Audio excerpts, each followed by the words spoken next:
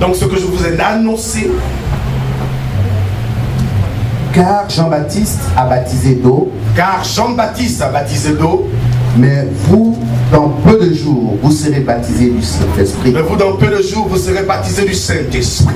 Alors les apôtres réunis lui demandèrent. Car Jean-Baptiste a baptisé d'eau, et vous, dans peu de jours, vous serez baptisés du Saint-Esprit. Et les apôtres réunis maintenant demandaient à qui? À Jésus-Christ. Oui. Alors les apôtres réunis lui demandaient, Seigneur, est-ce en ce temps que tu rétabliras le royaume d'Israël? Oui. Il leur répondit, ce n'est pas à vous de connaître le temps ou les moments que le Père fixé de sa propre autorité. Mais vous recevrez une puissance. Le Saint-Esprit survenant sur vous. Vous recevez une puissance. Le Saint-Esprit survenant sur vous.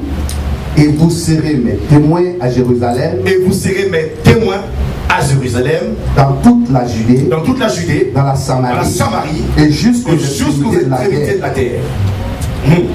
Merci. Allons-y encore au chapitre 2 du livre des Actes. Encore, tu tournes une page. Au chapitre 2, à partir du verset 37 jusqu'à 39. Voilà. Entre-temps, voyons ça. Le contexte était quoi? Le contexte était Jésus-Christ déjà ressuscité. Jésus-Christ qu'ils ont crucifié, ressuscité.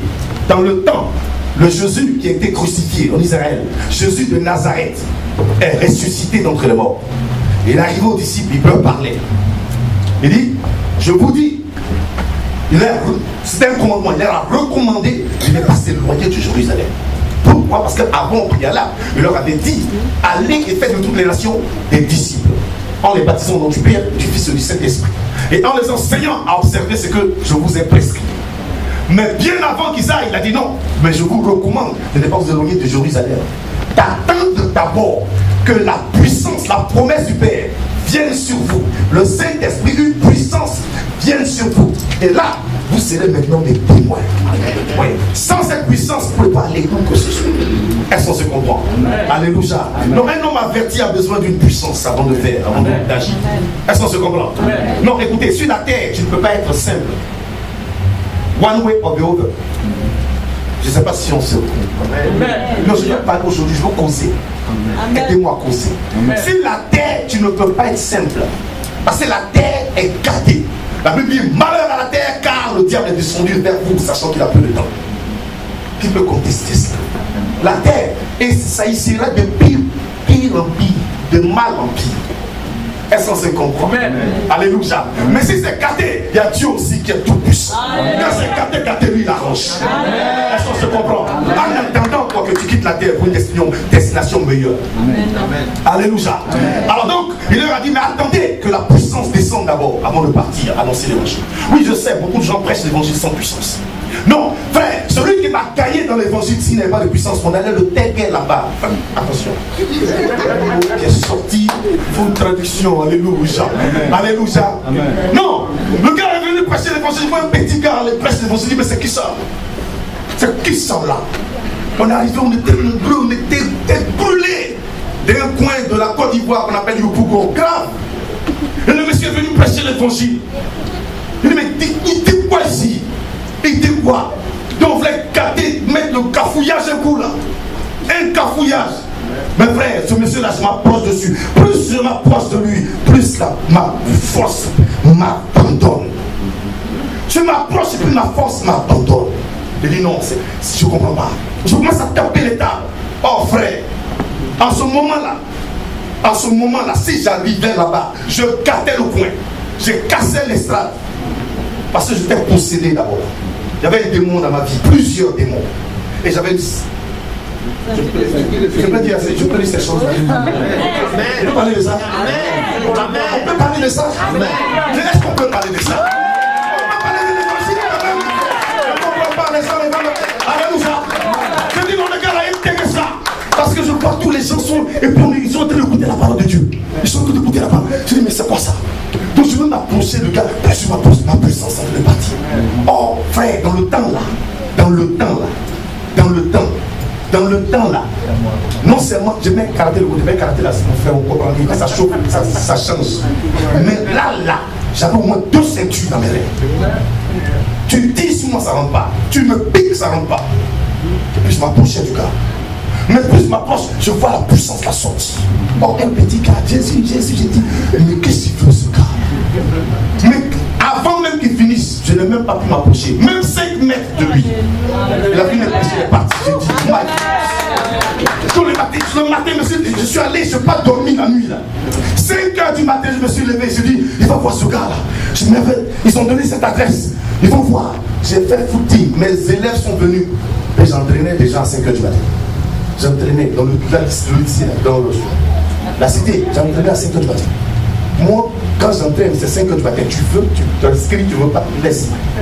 5 heures du matin, les élèves sont venus. Comment mettre? J'ai dit, laissez, mettre dans ce coin-là. Il y a un gars qui vient prêcher, il est vénère. Oh, mon esprit soupirait.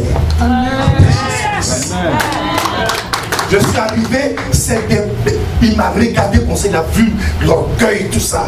J'ai dit, ouais, mais vous êtes venu prêcher la foi parce que je ne comprends rien. Il dit, ok.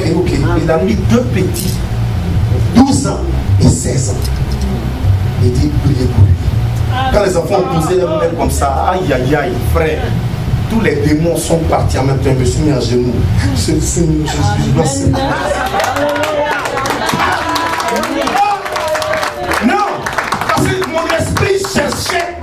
Mon esprit souci. Je savais que j'allais en enfer si je mourais. J'étais sûr. Moi, j'ai jamais tué quelqu'un.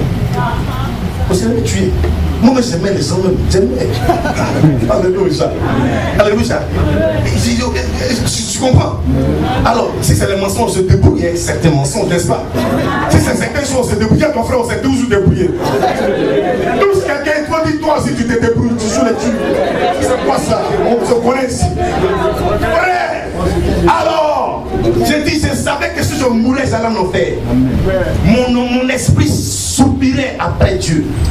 Mais je ne sais pas quel Dieu qui est capable de me... Parce que si je tombe dans tes mains, il faut me protéger. Donc quel Dieu qui est capable? Je ne vais pas aller chez Dieu, puis après les gens vont me tenir là-bas. C'est ça. Donc quand j'ai vu Jésus là, j'ai dit non. Oh, celui qui m'a préparé, attention, le gars, il allait puis disparaître. Et tu le revois. Il ne s'amuse pas. Je ne sais pas si Jean-Marie le connaît, ça fait rien de moi. Je ne sais pas s'il est mort. L'homme de la porte, au Burkina Faso. Il ne vit plus. Il ne vit plus? Ah, il est mort déjà. Le gars était dangereux, ce gars. Il rentre dans la mer, il fait une semaine dans la mer. Mais quand Jésus-Christ s'est manifesté, le ciel et la terre doivent mettre genoux en bas. Donc quand je dis Jésus, ce n'est pas le gars qui est sur la croix et puis il fait pitié. Non! Quand je parle de Jésus, ce n'est pas dans le berceau de guerre. Jésus, fais attention, ne le réveillez pas. Non! Quand je dis Jésus, ce n'est pas Marie, attention, il a chapeau sur la tête. Non! Quand je dis Jésus-Christ, quand la Bible dit qu'il regarde sur la terre, le baptême du ciel sur Jésus là, tout ce qui fléchit, il va ressusciter. Une personne, ses yeux sont comme le soleil, dans toute la force. C'est ce Jésus là ou pas? Il n'est pas petit, Jésus. Non. Alléluia. Ce n'est pas un petit démon qui te fraye dans la chambre là. Ce n'est pas un petit sorcier, non. C'est il est Dieu. La Bible dit il a une ceinture d'or à la taille. La Bible dit il avance sur les ailes du vent. La Bible dit quand il va descendre sur le mont des Oliviers, on dit même ceux qui l'ont percé sauront que garçon est descendu sur la terre. Est-ce qu'on se comprend? On dit l'éclat de son apparition. Mais si ça, j'ai imaginé ça. J'ai dit, j'imagine ça. L'éclat. Quand on dit éclat, c'est quoi? Tu prends photo. Photo, est-ce que c'est comment? Mais quand nous sommes dans une pénombre, et puis le tonnerre doit venir. Donc vous voyez que la lumière est plus rapide que le son. La vitesse de la lumière est plus rapide que le son. Donc avant que le tonnerre gronde, l'horizon fait sa part. Ça là, exponentiel 1 million. On n'a pas compris. Ça exponentiel 1 million. C'est-à-dire la lumière qui va envahir la terre quand Jésus-Christ va venir. Même les gens qui sont morts il y a moins de 2000 ans, sauront que, attention, le maître est descendu sur la terre. Parce que la lumière a ira jusqu'à l'enfer. Cette lumière a commencé dans le ciel. C'est ce qu'on appelle l'éclat de son apparition. Ça, c'est Jésus-Christ. Est-ce qu'on se comprend? Non, tu vois, nous, les chrétiens, là, souvent, on complique les choses, c'est ça. On complique ou quoi? Est-ce qu'on se comprend? Parce qu'on est chrétien, mais on n'est pas parfait. Dis à ton frère, les chrétiens ne sont pas parfaits. Mais attention, ils ont quelqu'un qui est parfait pour eux. Arrête pas de me dire le maître. Non, ils ont Jésus-Christ de Nazareth. Oh, je sais pas. Je voulais parler du Saint-Esprit, faire le baptême du Saint-Esprit. Pour que les gens soient baptisés en langue. De commencer à parler le colossal. Mais je suis en train de parler de Jésus-Christ, le maître. Hé frère, je dis, c'est celui-là qu'on attend. Il revient bientôt. Celui-là devant lui, touchez nos flèches. Ah non, devant Jésus, touchez nos flèches. Oui, il est un peu compliqué, c'est tout. Mais en même temps, il est tout. Il dit quand tu marches, on marche comme ça. Marche comme ça. Et quand tu l'acceptes, tu sais que quelqu'un est rentré dans ta vie. Parce que tu ne peux pas faire ce que tu veux toujours. Quand tu fais un peu, quand tu veux prier un peu, et puis ça te fatigue un peu là. Mais tu sens sa présence qui est là. Jésus-Christ de Nazareth. C'est de celui-là que nous parlons. Est-ce qu'on se comprend? C'est ce Jésus-là que nous parlons. Alléluia. Tout frère, il n'est pas au passé. La Bible dit il est l'alpha. Il est le commencement. Il n'a pas de commencement de vie, ni fin de jour. Il fait du ciel son trône et de la terre son marchepied. C'est lui là. Quand tu le reçois, il descend en toi. La Bible dit il régénère ton esprit. Bon, maintenant je vais donner un secret aux gens qui ne sont pas en Christ. Quand c'est comme ça, et que le chrétien marche en communion avec Jésus, quand tu sors de ton corps sorcier et que tu regardes, tu ne peux pas le voir. C'est une lumière transparente, blanche que tu vois, que tu ne peux pas contenir. Cette lumière a brise ta contenance. Mais quand le chrétien est bon, excusez, il fait un peu un angle. Il fait un angle plan. Il met un pied en Christ. Et l'autre pied. Au cas où Jésus échoue. Tous ces chrétiens qui prennent le temps, dis mon frère, 2 pieds dedans. Dis-le 2 pieds, c'est amusement, c'est quoi? Alléluia. Dis-le 2 pieds en souriant, ne sont pas les gens, on n'est pas blessés. Alors quand on fait ça, ça fait que la lumière ne brille pas. Elle est dedans, mais ça ne brille pas. Donc quand les démons te voient, ils disent, oh, voilà, 1, 2 là. Donc, et quand c'est comme ça, même le poulet te connaît, il te voit.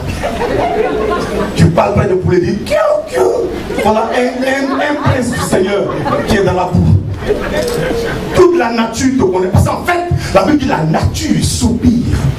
Elle attend la révélation des fils de Dieu. C'est-à-dire la nature attend que le Christ en toi se glorifie. Pour que quand tu passes comme ça, frère, on sent qu'il y a une odeur divine qui est passée.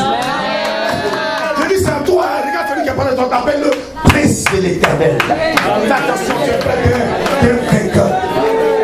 Alléluia. Amen. Alors donc, le baptême en fait, c'est l'expression extérieure de ce que tu as reçu intérieurement. Amen. Et quand nous nous baptisons d'eau. C'est ce qu'on appelle la doctrine des baptêmes. C'est-à-dire qu'il y a plusieurs sortes de baptêmes. Aujourd'hui, nous voulions parler de la deuxième sorte de baptême, le baptême du Saint-Esprit. Mais nous voulions aussi un tout petit peu faire une introduction avant d'y parvenir. Alléluia. Alors donc, le baptême d'eau, ok, en grec, ça veut dire le baptiso. C'est-à-dire plonger pour ressortir. Non, ce n'est pas pour rien qu'on parle de plonger pour ressortir. Parce que l'image justifie le scénario. C'est-à-dire, si tu n'es pas plongé, il y a quelque chose qui sort de la substance du baptême. Pour dire que quand tu te plonges, ça suppose que tu as été enterré, c'est-à-dire enseveli avec Christ et ressuscité avec Jésus. Ça doit avoir un sens. Donc, on met de l'eau sur ta tête, tu n'es pas baptisé. Même si tu crois. que tu es baptisé. Là, tu es dans l'autruche, la politique de l'autruche. Est-ce que c'est clair? On ne dit pas, on dit un seul baptême, moi je suis déjà baptisé, on a mis un peu d'eau sur moi. Tu n'es pas baptisé comme la Bible.